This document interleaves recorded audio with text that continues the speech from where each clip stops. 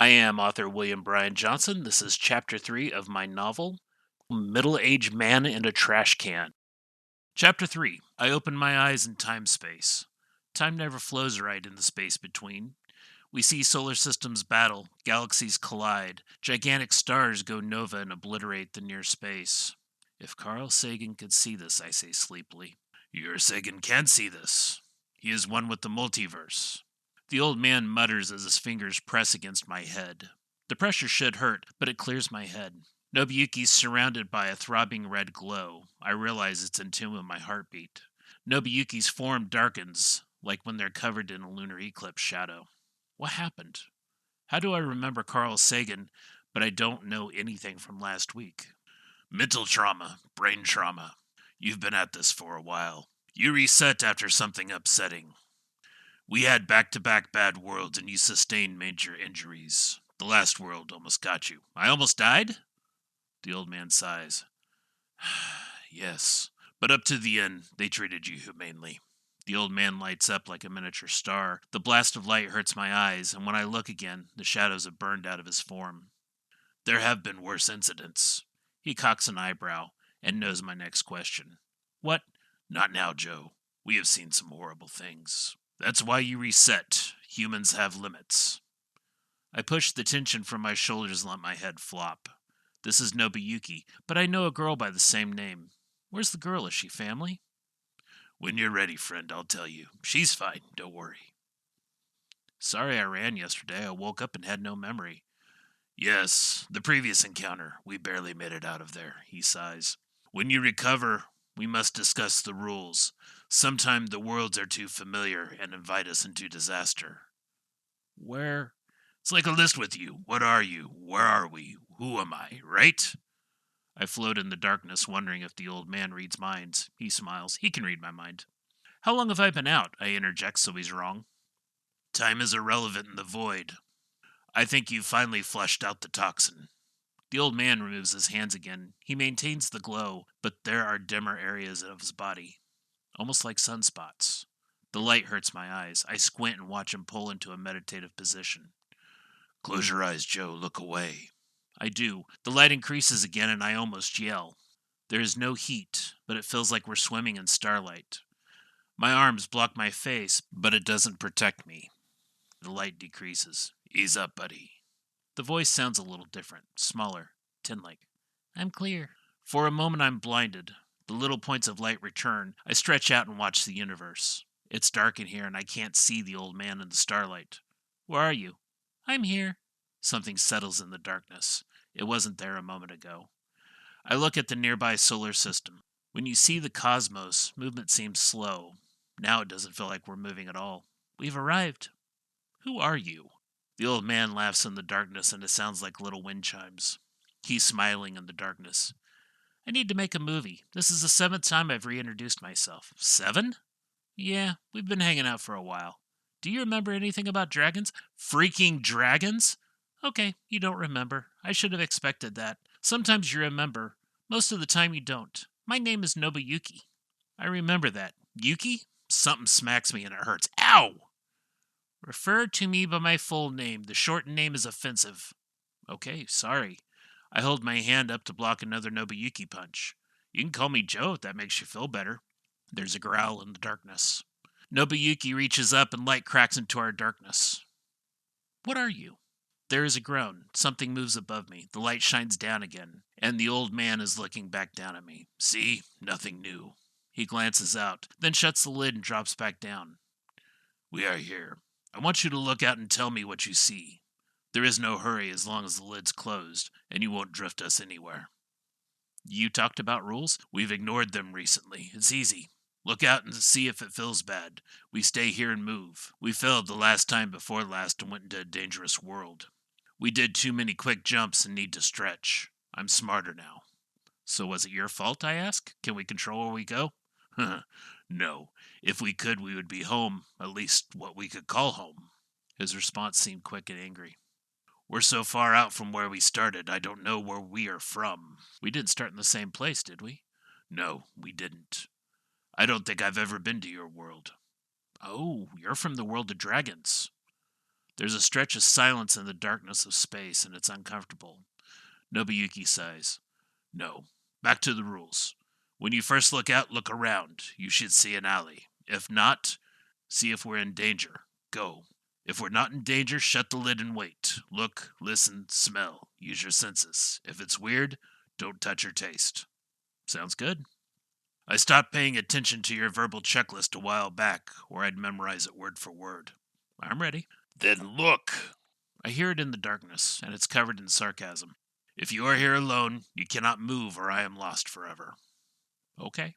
The old man laughs while I struggle to make it up the top. Then I bump into something. There's a crack of light. I see a normal alley as I look up.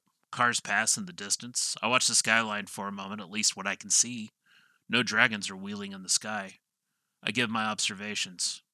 Give it a moment. The old man sounds tin-like and small again.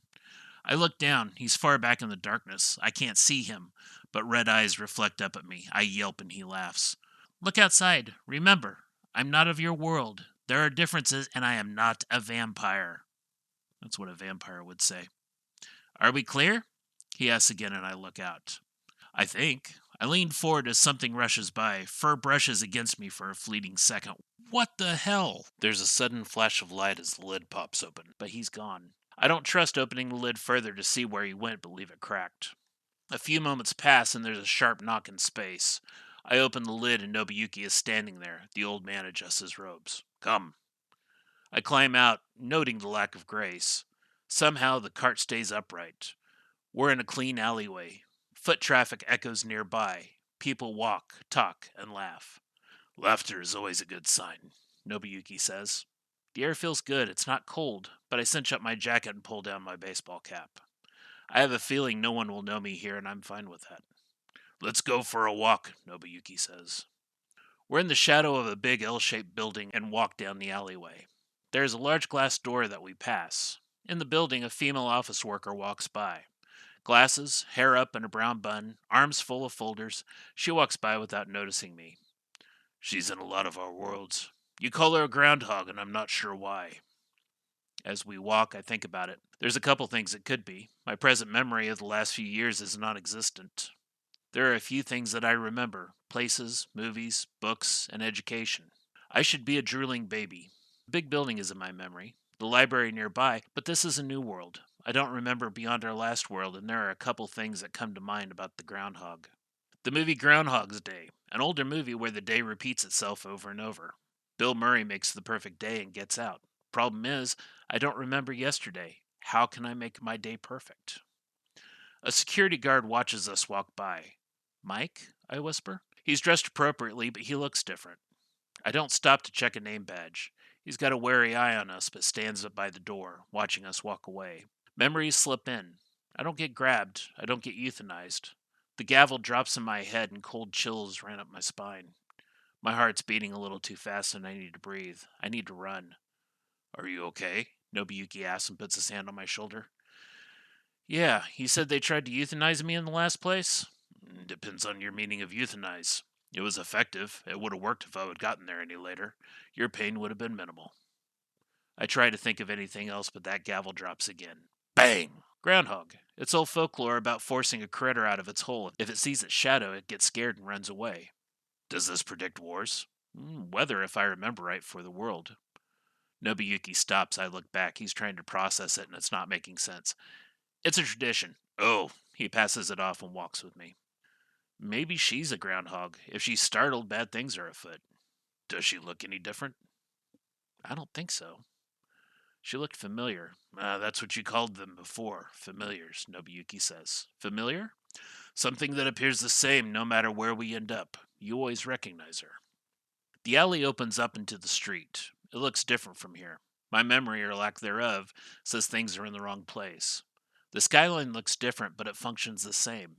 The L-shaped building is taller. Michigan Power Building, I read aloud. Are we in Michigan?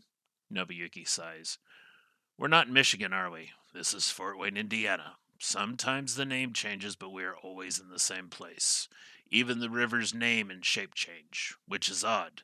Before I met you, rivers always had the same name. I used to believe that was their spirit talking. Nobuyuki stares at the ground, goes through his memories I wish I had. At least, that's what we thought. Nobuyuki trails off and looks to the horizon. You mentioned we met through a dragon. The old man's mouth turns up a little. Not through a dragon. That would have been if he ate us in the most unfortunate digestive outcome. Nobuyuki laughs. The dragon had me and was ready to eat. Then you came walking by. You were in a state. The entire city was in ruins, and here you are walking around like a tourist pulling your trash cart. The hum of the wheels take the dragon's attentions off me and puts it on you. You were the better meal. It gives me time to use the sword and dispatch the dragon. Nobuyuki, noble dragon slayer. Noble. Nobuyuki shields his laugh. It was a young dragon, but already working up to be a tyrant. Dragons feel if one of their own is in danger, and I killed this one quickly. We heard its mother's cries clear across the city. We knew we were in danger. You grabbed me, threw me in your trash cart, and here we are. How long ago was that? Time is a grand illusion. We appear here on the same day and time. We find a river and a small park nearby. I find a bench and sit. Nobuyuki sits on the ground. Time passes. We always arrive on the same day, but luckily time passes normally when we are in a new place. How long have we stayed in places? Moments for some, lifetimes for others. His voice cracks. He's watching the river thinking, then answers my question before I ask it. 5 years is an estimate. You mark holidays and that's my gauge. I don't know if time moves in space, but we arrive mid-spring. Every place we end up on March 14th.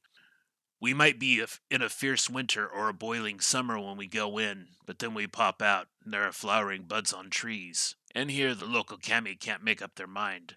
It's spring eternal. He places his palms flat on the grass. The kami are happy today. This is a good place. Kami? Local nature spirits. Have we stayed long anywhere, I ask again? Yes. Nobuyuki flinches and stares off at a river in deep thought. I have a feeling that's a question I shouldn't ask. Someday, when you are ready, my friend, we will talk. Something in my mind wants to know, but there's something also that tells me I'm not ready. The question made Nobuyuki sad, and there's no easy answers. How do we tell a place is safe? Beyond what we talked about in the cart and your groundhogs? I nod. Usually the library. Read through the history and religion section, if we make it that far. If it checks out, we stay until trouble. Kids are playing. That's a good sign, I say, adding to the mental checklist. Yes. So are people talking and laughing. The absence of people is usually our first warning sign. I settle on the bench and take in the day. It's nice. We waste an hour sitting and observing. Nothing jumps out as new. I've watched kids play long enough to not feel a direct threat. I'm going to go hit the library and research. He's meditating. I'll catch up with you. I'm going to check out the city. Unless you want me to walk you to the library, your last interaction wasn't too positive. I can see the stars and stripes from here. I'm adding that one to the list. Check the flag. The last one smacks my memory with brass knuckles. The Iron Cross should have been a huge hint. You were a little out of your mind and you bolted. I looked at the old man. Where's the little girl that glows red? The old man laughs. You'll see her soon enough. Let's talk later. I will find you. He looks at the river and takes a deep breath, going from meditative pose to standing. He walks off, leaving me here in my thoughts. Oddly, everyone in the park stares at him. Usually they glance and are done. Some are grabbing phones and taking pictures. Part of me says, grab him and go. Something's up. I watch him walk out of the park and no one's following him. Maybe he's Bigfoot in this world. It troubles me until a lady walks by and eyes the other side of the bench. She's got a book in her hand. She almost asks if anybody's sitting there, but I guess my disheveled look drives her off. She smiles at me and it hits me like a brick. Rebecca? The name runs past my lips. Her head tilts. No, my name is Charlotte. A sense of deja vu is almost overpowering, but I push it back down. Nobuyuki's not around to bail me out. I'm sorry. Here, have the bench. I stand and she's heavily guarding herself. Enjoy your book. I walk off, but look back a couple times. She watches me leave. Maybe she's recognizing me, or maybe she's not sure I'm walking out of the area. I glance at the others in the park. There's no reaction as I go by. Nobuyuki can take care of himself. The library is just down the street. The last world had blacked out windows, but here they're tinted and the landscape looks different. That stupid gavel hits again and my heart's racing. I need an old Japanese man's hand to hold it, and I look back at the park. Charlotte left. The bench is empty. I sigh and watch the library. lots of traffic going in and out, the heartbeat of a healthy library, but the wall of anxiety holds me back. I walk in. This time, no armed guards, no person looking me up and down and buzzing me in. Where the judge's chambers once stood is a gentle wheeze of a coffee shop. A coffee shop and a library. That's cool. The smell of coffee is strong and good. I want to cut badly, but I don't know what money looks like here. As I walk off, there's a hand on my shoulder and my breath stops. You need a cup of coffee? It's kind eyes, framed by wrinkles and a smile. An older African American lady taps me on the shoulder and says, "Sorry if I startled you." I smile and laugh. I don't have my wallet. "You don't need your wallet here. Let Darla buy it for you." "Is Darla someone else or you?" She laughs and looks me in the eye. "Nope, old Darla is me." "Thank you, Darla." We wait in line. The guy behind the counter is a coffee artist, but why hurry in a library?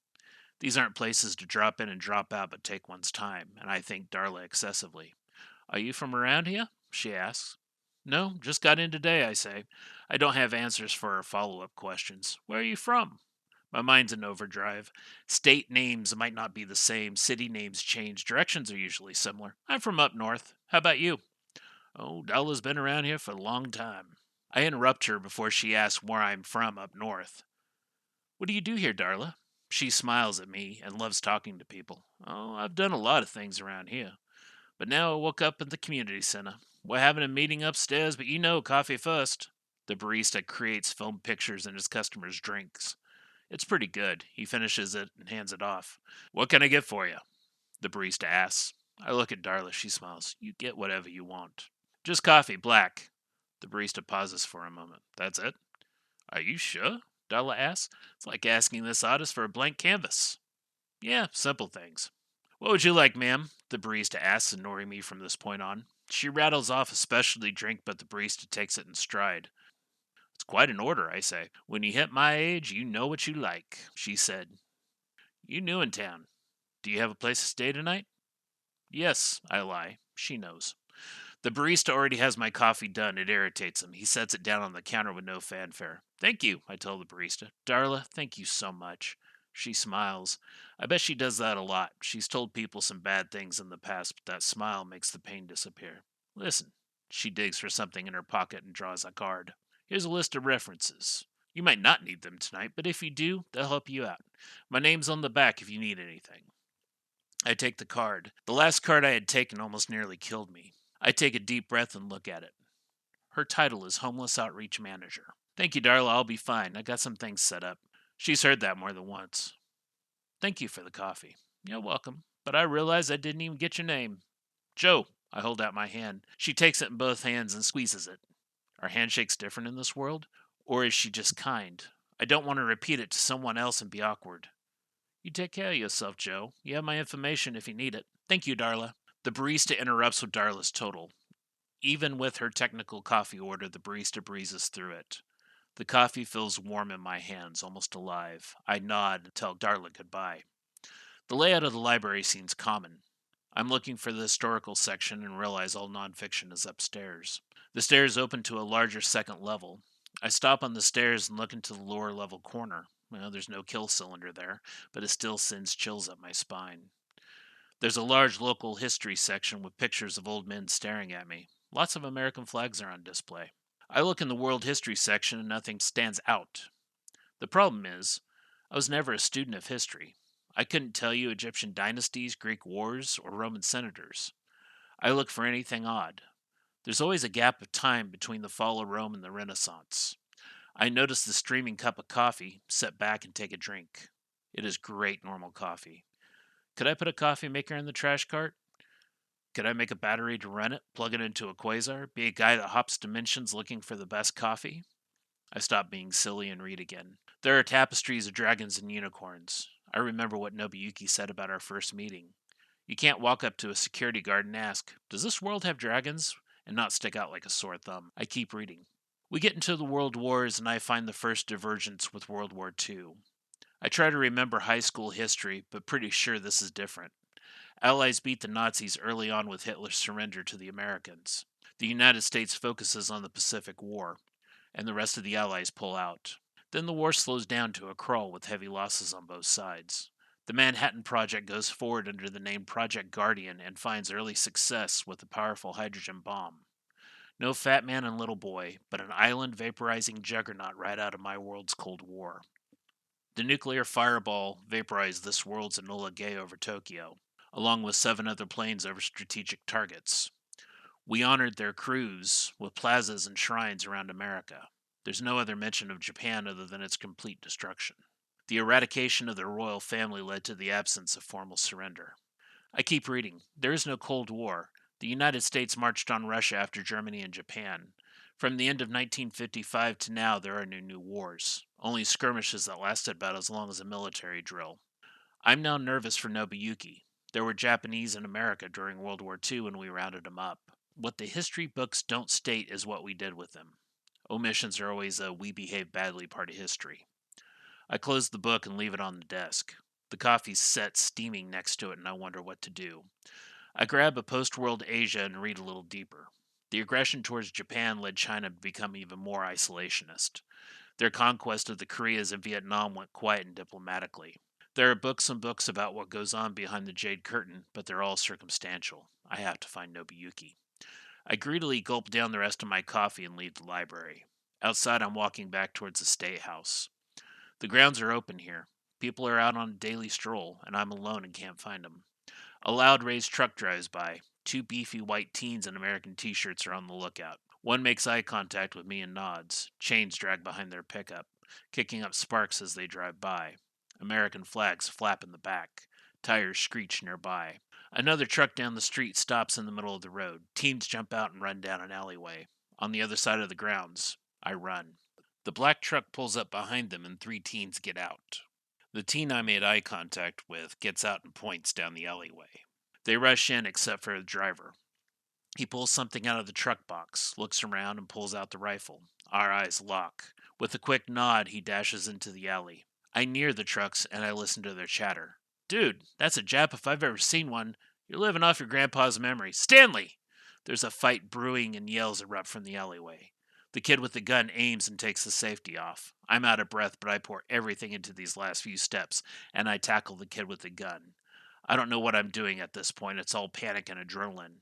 He turned before I hit him, and the rifle's wedged between us. He hits the ground hard and is dazed. I throw the gun away from the others. Roger? I look up. 3 kids are down in the alley. His friends advance back towards me and don't look happy. Roger tries to kick me as I roll away. I land on the rifle and his eyes go wide. There's a storm sewer not too far from here, and I push the rifle in. You asshole! That's like finding Sasquatch, Roger points into the alley. I stand in case he's wanting to fight. Roger stands up, and the odds just got worse. There's a flash of white in the alley. 2 boys walk out of the alleyway towards me, and the old man standing behind them. He's bloody and not happy. I square up on the 2 boys and Roger. From behind, the old man does a heavy roundhouse kick that makes Roger's head knock into the other kids' heads like a champagne toast with 3 overripe cantaloupes. They're out cold.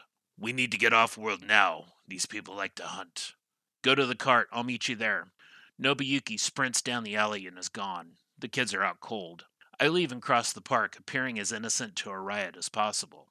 A police cruiser drives by and checks me out. They pull up to the trucks and I move a little quicker. The officers get out. One of them yells at me to stop and I haul ass. I run across the park and the police are right behind me. Charlotte probably made a good choice not to sit next to me in the park. I'm trouble. Not long after meeting her, I have the local police officers trying to run me down.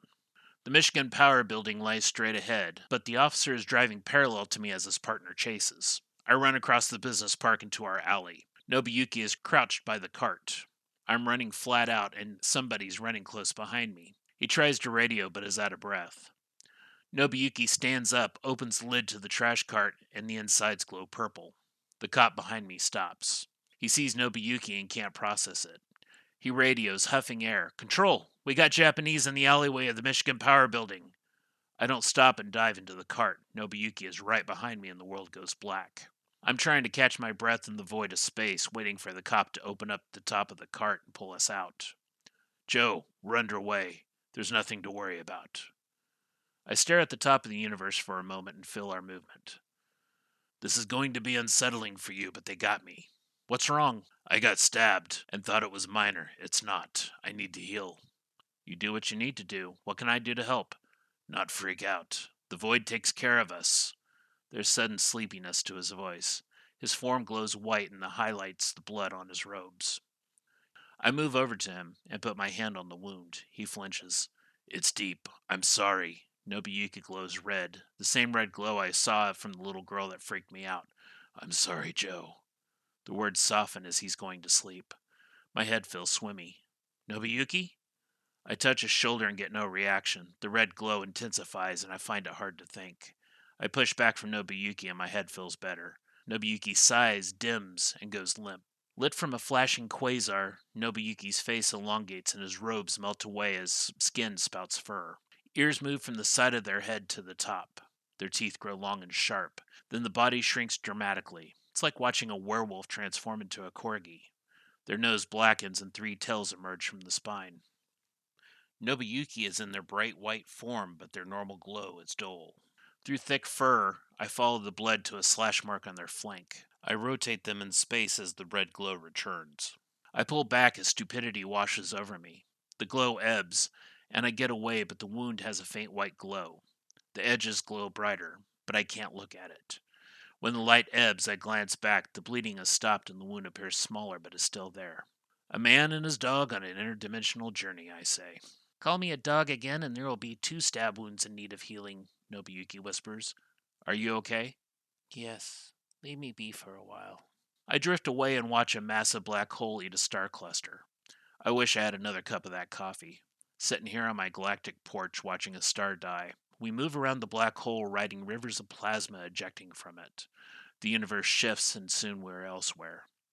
Have you ever seen anything like that? I ask the darkness, and a snore replies from the other side. No time for questions today. I stretch out. Another galaxy comes into view, approaches the spinning arm. When we get close enough to see individual stars causing the great glow, I fall asleep. That is the end of Chapter 3 of Middle-Aged Man in a Trash Can by William Bryan Johnson. This is available by Wild Rose Press and is on Amazon and anywhere else you buy good books. Middle-Aged Man in a Trash Can, brought to you by Rumination of Thunder Media.